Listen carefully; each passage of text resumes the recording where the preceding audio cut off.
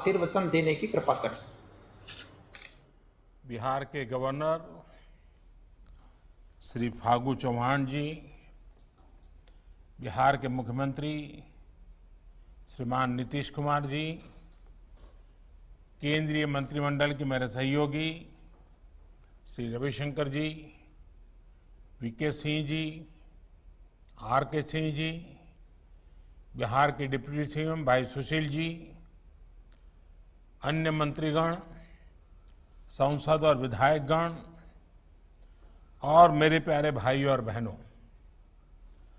आज बिहार की विकास यात्रा का एक और अहम दिन है।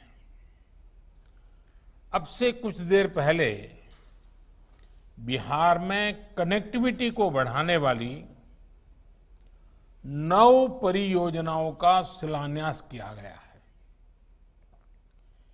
इन परियोजनाओं में हाईवे को 4 लेन और 6 लेन बनाने का और नदियों पर 3 बड़े पुलों के निर्माण का काम शामिल है।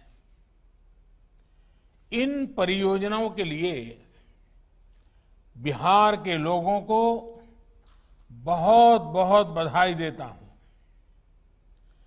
साथियों, आज का दिन बिहार के लिए तो अहम है ही, ये पूरे देश के लिए भी बहुत बड़ा दिन है। युवा भारत के लिए बहुत बड़ा दिन है। आज भारत अपने गांवों को आत्मनिर्भर भारत का मुख्य आधार बनाने के लिए भी एक बड़ा कदम उठा रहा है। और खुशी ये है कि इसकी शुरुआत, कार्यक्रम पूरे देश में है, लेकिन इसकी शुरुआत आज बिहार से ही हो रही है। इस योजना के तहत 1000 दिनों में देश के 6 लाख गांवों को ऑप्टिकल फाइबर से जोड़ा जाएगा। मुझे विश्वास है कि नीतीश जी के सुशासन में दृढ़ निश्चय के साथ आगे बढ़ते बिहार में इस योजना पर भी तेजी से काम होगा। साथियों, भारत के गांवों में इंटरनेट का उपयोग करने वालों की संख्या कभी शहरी लोगों से ज्यादा हो जाएगी, ये कुछ साल पहले तक सोचना भी मुश्किल था। गांव की महिलाएं, किसान, गांव के युवा भी इतनी आसानी से इंटरनेट का इस्तेमाल करेंगे, इस पर भी बहुत लोग सवाल उठाते थे। लेकिन अब ये सारी स्थितियां बदल चुकी है। आज भारत डिजिटल ट्रांजैक्शन करने वाले दुनिया के सबसे अग्रणी देशों की कतार में है। अगस्त के ही आंकड़ों को देखें, सिर्फ अगस्त के, तो इस दौरान लगभग 3 लाख करोड़ रुपए का लेन देन यूपीआई के माध्यम से हुआ, मोबाइल फोन के माध्यम से हुआ। कोरोना के इस समय में डिजिटल भारत अभियान ने देश के सामान्य जन की बहुत मदद की है। साथियों, इंटरनेट का इस्तेमाल बढ़ने के साथ साथ अब ये भी जरूरी है कि देश के गांवों में अच्छी क्वालिटी, तेज रफ्तार वाला इंटरनेट भी हो। सरकार के प्रयासों की वजह से देश की करीब 1.5 लाख पंचायतों तक फाइबर ऑप्टिकल फाइबर पहले ही पहुंच चुका है। यही नहीं, बीते 6 साल में देश भर में 3 लाख से अधिक कॉमन सर्विस सेंटर भी ऑनलाइन जोड़े गए हैं। अब यही कनेक्टिविटी देश के हर गांव तक पहुंचाने के लक्ष्य के साथ देश आगे बढ़ रहा है। जब गांव-गांव में तेज इंटरनेट पहुंचेगा तो गांव में पढ़ाई आसान होगी, गांव के बच्चे, हमारे ग्रामीण युवा भी एक क्लिक पर दुनिया की किताबों तक, तकनीक तक आसानी से पहुंच पाएंगे।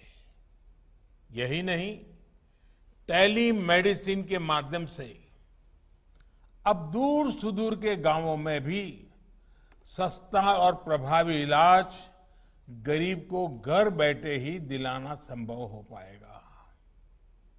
आपको मालूम है, पहले अगर रेलवे में कहीं आरक्षण करना होता था तो गांव से शहर जाना पड़ता था, कतार में खड़ा रहना होता था और रेलवे का आरक्षण के लिए हमें जाना पड़ता था। आज कॉमन सर्विस सेंटर में जाकर के अपने ही गांव में आप रेलवे का रिजर्वेशन, कहीं और जाना है तो उसका रिजर्वेशन आसानी से करा सकते हैं। क्यों? इंटरनेट की सुविधा। हमारे किसानों को भी इसका बहुत बड़ा लाभ मिलेगा।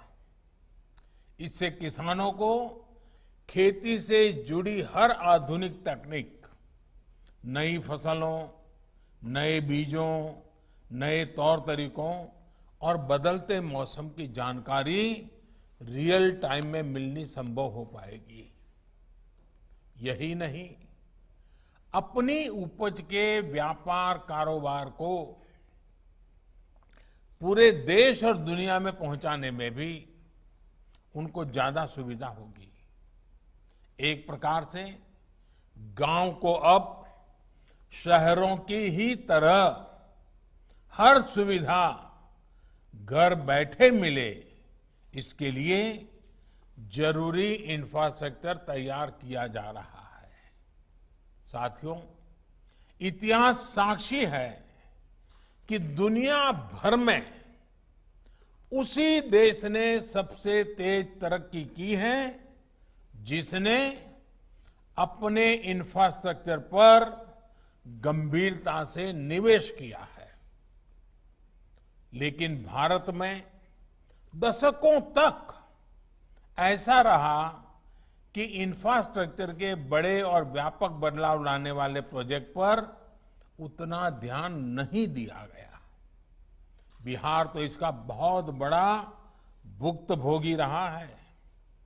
साथियों, ये अटल जी की सरकार थी सबसे पहले जिसने इंफ्रास्ट्रक्चर को राजनीति का, विकास की योजनाओं का प्रमुख आधार बनाया था।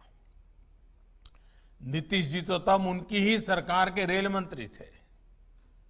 उन्हें इसका और ज्यादा अनुभव है। उन्होंने गवर्नेंस में उस बदलाव को और करीब से देखा है। साथियों, इंफ्रास्ट्रक्चर से जुड़े प्रोजेक्ट पर अब जिस स्केल पर काम हो रहा है, जिस स्पीड पर काम हो रहा है, वो अभूतपूर्व है। 2014 से पहले की तुलना में आज हर रोज 2 गुनी से भी तेज गति से हाईवे बनाए जा रहे हैं। हाईवे निर्माण पर होने वाले खर्च में भी 2014 से पहले की तुलना में लगभग 5 गुना बढ़ोतरी की गई है। आने वाले 4-5 सालों में इंफ्रास्ट्रक्चर पर 110 लाख करोड़ रुपए से ज्यादा खर्च करने का लक्ष्य रखा गया है।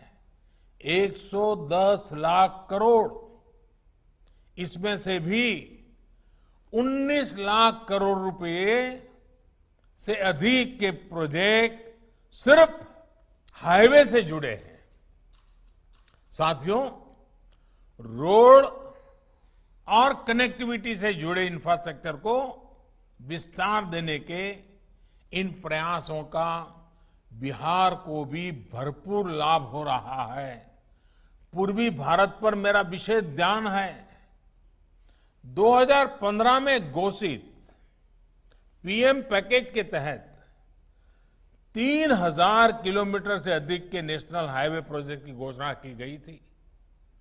इसके अलावा भारतमाला प्रोजेक्ट के तहत भी लगभग 650 किलोमीटर नेशनल हाईवे का निर्माण किया जा रहा है। आज बिहार में नेशनल हाईवे ग्रिड को गति दी जा रही है।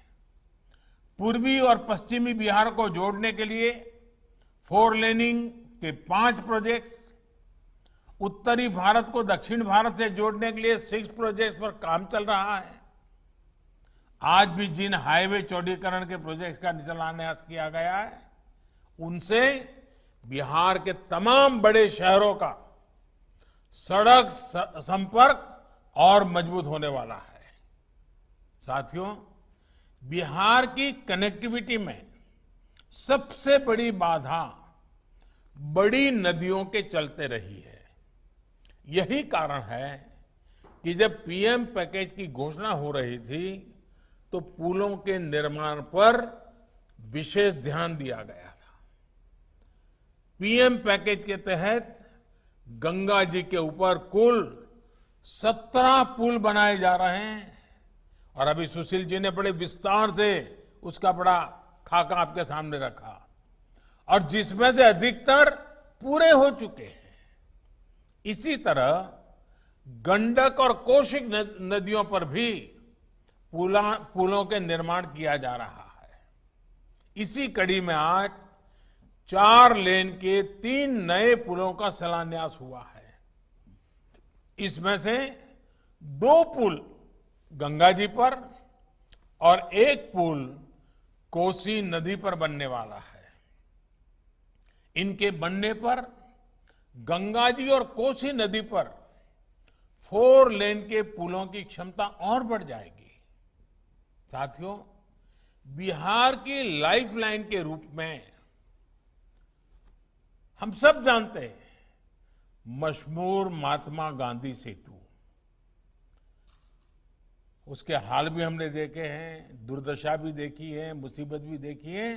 आज नए रंग रूप में वो सेवाएं दे रहा है। लेकिन बढ़ती आबादी और भविष्य की जरूरतों को देखते हुए अब महात्मा गांधी सेतु के समांतर 4 लेन का नया पुल बनाया जा रहा है। नए पुल के साथ 8 लेन का पहुंच पथ भी होगा। इसी तरह गंगा नदी पर ही विक्रमशिला सेतु के समांतर बनने वाले नए पुल और कोसी नदी पर बनने वाले पुल से बिहार की कनेक्टिविटी और सुधरेगी। साथियों, कनेक्टिविटी एक ऐसा विषय है जिसे टुकड़ों में सोचने के बजाय संपूर्णता में सोचना होता है। एक पुल यहां बन गया, एक सड़क वहां बन गई, एक रेल रूट उधर बना दिया, एक रेलवे स्टेशन इधर बना दिया। इस तरह की अप्रोच ने देश का बहुत नुकसान किया है। पहले सड़कों का, हाईवे का, रेल नेटवर्क से कोई वास्ता नहीं रहता था। रेल का पोर्ट से और पोर्ट का एयरपोर्ट से कभी नाता नहीं रहता था। 21वीं सदी का भारत, 21वीं सदी का बिहार अब इन सारी पुरानी कमियों को पीछे छोड़कर आगे बढ़ रहा है।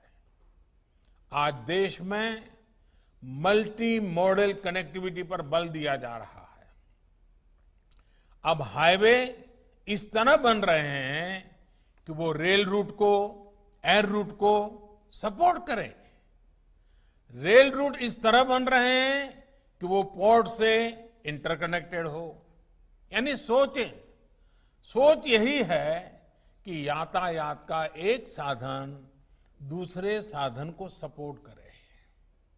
इससे लॉजिस्टिक को लेकर भारत में जो समस्याएं रही है वो भी बहुत हद तक दूर हो जाएगी। साथियों, इंफ्रास्ट्रक्चर के विकास के सबसे ज्यादा लाभ समाज के सबसे कमजोर वर्ग को होता है, गरीब को होता है। इससे हमारे किसानों को भी बहुत अधिक लाभ होता है। किसानों को अच्छी सड़कें मिलने से, नदियों पर पुल बनने से खेत और शहरों के मार्केट की दूरी कम हो जाती है। साथियों, कल देश की संसद ने देश के किसानों को नए अधिकार देने वाले बहुत ही ऐतिहासिक कानूनों को पारित किया है। ये देश के लोगों को, देश के किसानों को, मैं आज जब बिहार के लोगों से बात कर रहा हूं उस समय पूरे हिंदुस्तान के किसानों को भी और भारत के उज्जवल भविष्य के लिए जो आशावान लोग हैं उन सब के लिए भी बहुत बहुत बधाई देता हूं। ये सुधार 21वीं सदी के भारत की जरूरत है। साथियों, हमारे देश में अब तक उपज और बिक्री की जो व्यवस्था चली आ रही थी, जो कानून थे, उसने किसानों के हाथ पांव बांधे हुए थे। इन कानूनों की आड़ में देश में ऐसे ताकतवर गिरोह पैदा हो गए थे जो किसानों की मजबूरी का फायदा उठा रहे थे। आखिर ये कब तक चलता रहता? और इसलिए इस व्यवस्था में बदलाव करना आवश्यक था और ये बदलाव हमारी सरकार ने करके दिखाया है। नए कृषि सुधारों ने देश के हर किसान को ये आजादी दी है कि वो किसी को भी कहीं पर भी अपनी फसल, अपने फल सब्जियां अपनी शर्तों पर बेच सकता है। अब उसे अपने क्षेत्र की मंडी के अलावा भी कई और विकल्प मिल गए हैं। अब उसे अगर मंडी में ज्यादा लाभ मिलेगा तो वहां मंडी में जाकर अपनी फसल बेचेगा। मंडी के अलावा कहीं और से ज्यादा पैसा मिलता है, ज्यादा लाभ मिलता है तो वहां जाकर के बेचेगा। उसकी सारे बंधनों से मुक्ति दिलाने के कारण ये संभव होगा। अब सवाल ये कि आखिर इससे फर्क क्या पड़ेगा, आखिर इससे किसान को क्या फायदा होगा, आखिर ये फैसला किस तरह किसानों की आर्थिक स्थिति को बदलने में बहुत मददगार साबित होगा। इन सवालों का जवाब भी अब ग्राउंड रिपोर्ट से ही मिल रहा है। किसानों को मिली इस आजादी के कई लाभ दिखाई देने शुरू भी हो गए हैं, क्योंकि इसका अध्यादेश कुछ महीने पहले निकाला गया था। ऐसे प्रदेश जहां पर आलू बहुत होता है, वहां से रिपोर्ट्स है कि जून जुलाई के दौरान थोक खरीदारों ने किसानों को अधिक भाव देकर सीधे कोल्ड स्टोरेज से ही आलू खरीद लिया है। बाहर किसानों को आलू के ज्यादा दाम मिले तो इसकी वजह से जो किसान मंडियों में आलू लेकर पहुंचे थे, आखिर दबाव में आने के कारण, बाहर बड़ा ऊंचा मार्केट होने के कारण मंडी के लोगों को भी किसानों को ज्यादा दाम देना पड़ा। इसी तरह मध्य प्रदेश और राजस्थान से, वहां से जो रिपोर्ट मिली है कि वहां पर तेल मिलों ने किसानों को सीधे 20 से 30% ज्यादा देकर सरसों की खरीदी की है। मध्य प्रदेश, उत्तर प्रदेश, छत्तीसगढ़, पश्चिम बंगाल ऐसे राज्यों में दालें बहुत होती हैं। इन राज्यों में पिछले साल की तुलना में 15 से 25% तक का ज्यादा दाम सीधे किसानों को मिले हैं। दाल मिलों ने वहां भी सीधे किसानों से खरीद की है, सीधे उन्हें ही भुगतान किया है। अब देश अंदाजा लगा सकता है कि अचानक कुछ लोगों को जो दिक्कत होनी शुरू हुई है वो क्यों हो रही है। कई जगह ये भी सवाल उठाया जा रहा है कि अब कृषि मंडियों का क्या होगा। क्या कृषि मंडियां बंद हो जाएगी? क्या वहां पर खरीद बंद हो जाएगी? जी नहीं, ऐसा कतई नहीं होगा। और मैं यहां स्पष्ट कर देना चाहता हूं कि ये कानून, ये बदलाव कृषि मंडियों के खिलाफ नहीं है। कृषि मंडियों में जैसे काम पहले होता था वैसे ही अब भी होगा।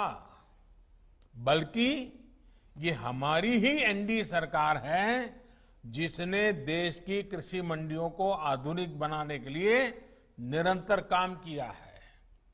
कृषि मंडियों के कार्यालयों को ठीक करने के लिए, वहां का कंप्यूटराइजेशन कराने के लिए पिछले 5-6 साल में से देश में बहुत बड़ा अभियान चल रहा है। इसलिए जो ये कहता है कि नए कृषि सुधारों के बाद कृषि मंडियां समाप्त हो जाएगी, तो वो किसानों से सरासर झूठ बोल रहा है। साथियों, बहुत पुरानी कहावत है कि संगठन में शक्ति होती है। कृषि सुधार से जुड़ा दूसरा कानून इसी से प्रेरित है। आज हमारे यहां 85% से ज्यादा किसान ऐसे हैं जो बहुत थोड़ी सी जमीन उनके पास है। किसी के पास 1 एकड़, किसी के पास 2 एकड़, किसी के पास 1 हेक्टर, किसी के पास 2 हेक्टर। सब छोटे किसान हैं। छोटी सी जमीन पर खेती करके अपना गुजारा करता है।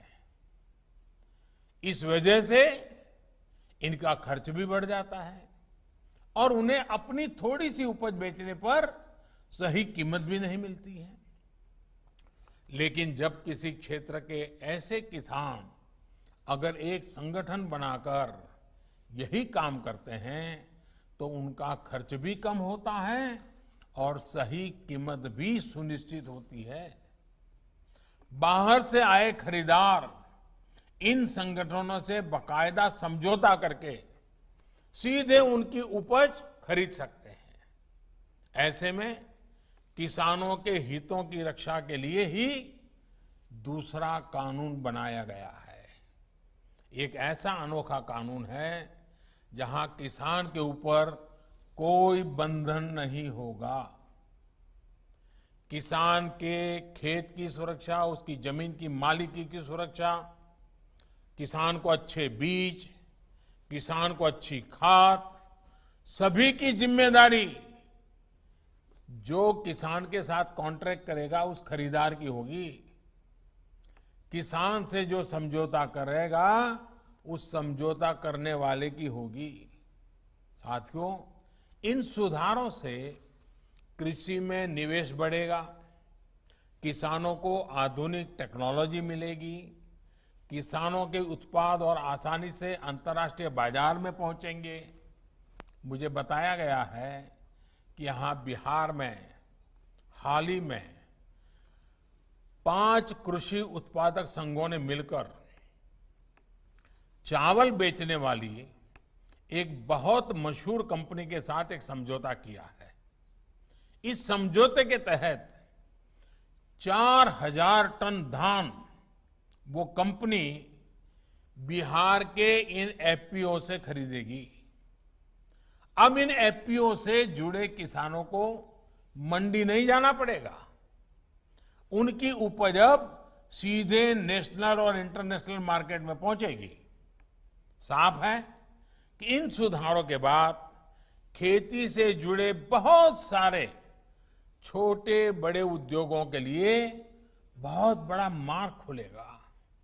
ग्रामीण उद्योगों की ओर देश आगे बढ़ेगा। मैं आपको एक और उदाहरण देता हूं। मान लीजिए कोई नौजवान एग्रीकल्चर सेक्टर में कोई स्टार्टअप शुरू करना चाहता है। वो चिप्स की फैक्ट्री ही खोलना चाहता है। अभी तक ज्यादातर जगह होता यह था कि पहले उसे मंडी में जाकर आलू खरीदने होते थे, फिर वो अपना काम शुरू कर पाता था। लेकिन अब वो नौजवान जो नए नए सपने लेकर के आया है, वो सीधे गांव के किसान के पास जाकर उससे आलू के लिए समझौता कर सकेगा। वो किसान को बताएगा कि मुझे इस क्वालिटी का आलू चाहिए, इतना आलू चाहिए। वो किसान को अच्छी क्वालिटी के आलू पैदा करने में हर तरह की तकनीकी सहायता भी करेगा। साथियों, इस तरह के समझौतों का एक और पहलू है। आपने ये देखा होगा कि जहां डेयरी होती है, वहां आसपास के पशुपालकों को दूध बेचने में आसानी तो होती है। डेयरियां भी पशुपालकों का, उनके पशुओं का ध्यान रखती है। पशुओं का सही समय पर टीकाकरण हो, उनके लिए सही तरह के शेड बने, पशुओं को अच्छा आहार मिले, पशु बीमार हो जाए तो उनका डॉक्टर पहुंच जाए। और मैं तो गुजरात में रहा हूं, मैंने देखा है डेयरी कैसे पशुओं को संभालती है। बड़ी डेयरी दूध उत्पादक उन तक जाकर के किसानों की मदद करती है। और इन सब के बाद भी ये बड़ी महत्वपूर्ण बात है, ये जो दूध खरीदने का काम है वो तो डेयरी कर लेती है, लेकिन पशु का मालिक तो पशुपालक या किसान ही रहता है। पशु का मालिक कोई और नहीं बनता है। वैसे ही जमीन का मालिक किसान ही रहेगा। ऐसे ही बदलाव अब खेती में भी होने का मार्ग खुल गया है। साथियों, ये भी जग जाहिर रहा है कि कृषि व्यापार करने वाले हमारे साथियों के सामने एसेंशियल कमोडिटी एक्ट के कुछ प्रावधान हमेशा आड़े आते रहे हैं। बदलते हुए समय में इसमें भी बदलाव किया है। दालें, आलू, खाद्य तेल, प्याज जैसी चीजें अब इस एक्ट के दायरे से बाहर कर दी गई है। अब देश के किसान बड़े बड़े स्टोर हाउस में, कोल्ड स्टोरेज में इनका आसानी से भंडारण कर पाएंगे। जब भंडारण से जुड़ी कानूनी दिक्कतें दूर होगी तो हमारे देश में कोल्ड स्टोरेज का भी नेटवर्क और विकसित होगा, उसका और विस्तार होगा। साथियों, कृषि क्षेत्र में इन ऐतिहासिक बदलावों के बाद, इतने बड़े व्यवस्था परिवर्तन के बाद, कुछ लोगों को अपने हाथ से नियंत्रण जाता हुआ दिखाई दे रहा है। इसलिए अब ये लोग एमएसपी पर किसानों को गुमराह करने में जुटे हैं। ये वही लोग हैं जो बरसों तक एमएसपी पर स्वामीनाथन कमेटी की सिफारिशों को अपने पैरों के नीचे दबाकर बैठे रहे। मैं देश के प्रत्येक किसान को इस बात का भरोसा देता हूं कि एमएसपी की व्यवस्था जैसे पहले चलती आ रही थी, वैसे ही चलती रहने वाली है। इसी तरह हर सीजन में सरकारी खरीद के लिए जिस तरह अभियान चलाया जाता है, वो भी पहले की तरह चलते रहेंगे। साथियों, किसानों को एमएसपी देने और सरकारी खरीद के लिए जितना काम हमारी सरकार ने किया है वो पहले कभी नहीं किया गया। बीते 5 साल में जितनी सरकारी खरीद हुई है और 2014 से पहले के 5 साल में जितनी सरकारी खरीदी हुई है उसके आंकड़े देखोगे तो कौन सच बोल रहा है, कौन किसानों के लिए काम कर रहा है, कौन किसानों के भलाई के लिए काम कर रहा है, इसकी गवाही वहीं से मिल जाएगी। मैं अगर दलहन और तिलहन की ही बात करूं तो पहले की तुलना में दलहन और तिलहन की सरकारी खरीद करीब करीब 24 गुना अधिक हो की गई है। 24 गुना अधिक। इस साल कोरोना संक्रमण के दौरान भी रबी सीजन में किसानों से गेहूं की रिकॉर्ड खरीदी की गई है। इस साल रबी में गेहूं, धान, दलहन और तिलहन को मिलाकर किसानों को 1,13,000 करोड़ रुपए एमएसपी पर दिया गया है। ये राशि भी पिछले साल के मुकाबले 30% से ज्यादा है। यानी कोरोना काल में न सिर्फ रिकॉर्ड सरकारी खरीद हुई बल्कि किसानों को रिकॉर्ड भुगतान भी किया गया है। साथियों, 21वीं सदी के भारत का यह दायित्व है कि वो देश के किसानों के लिए आधुनिक सोच के साथ नई व्यवस्थाओं का निर्माण करे। देश के किसानों को, देश की खेती को आत्मनिर्भर बनाने के लिए हमारे प्रयास निरंतर जारी रहेंगे और इसमें निश्चित तौर पर कनेक्टिविटी की बड़ी भूमिका तो है ही। अंत में एक बार फिर कनेक्टिविटी के तमाम प्रोजेक्ट्स के लिए बिहार को, देश को बहुत बहुत बधाई देता हूं और मैं फिर एक बार आपसे वही आग्रह करूंगा कि हमें कोरोना से लड़ाई लड़ते रहना है, हमें कोरोना को पराजित करके रहना है। हमने हमारे परिवार के हर सदस्य को कोरोना से बचाना है और इसके लिए जो भी यम नियम तय किए गए हैं उनका हम सब ने पालन करना है। कोई एक उसमें छूटछाट लेता है तो फिर मामला गड़बड़ हो जाता है। हम सब ने पालन करना है। मैं फिर एक बार मेरे बिहार के प्यारे भाइयों बहनों को बहुत बहुत धन्यवाद देता हूं। नमस्कार। आज हर गांव में ऑप्टिकल फाइबर द्वारा इंटरनेट